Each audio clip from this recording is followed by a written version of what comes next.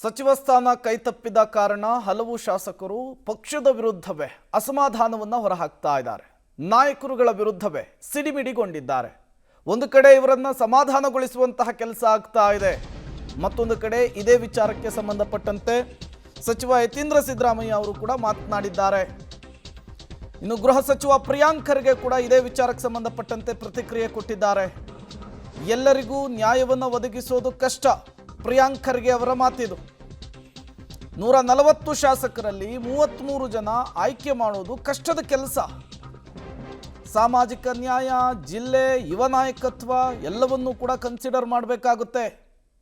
ಹಾಗಾಗಿಯೇ 140 ಜನರ ಪೈಕಿ ಬೇರೆ ಬೇರೆಯವರಿಗೆ ಅವಕಾಶ ಸಿಕ್ಕಿಲ್ಲ ಅನ್ನುವಂತಹ ಮಾತನಾಡಿದ್ದಾರೆ.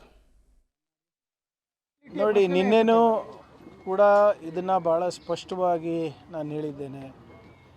ನಮ್ಮ ಪಕ್ಷದಲ್ಲಿ ನಾಯಕತ್ವ ಅಥವಾ ಸಾಮರ್ಥ್ಯದ ಕೊರತೆ ಇಲ್ಲ.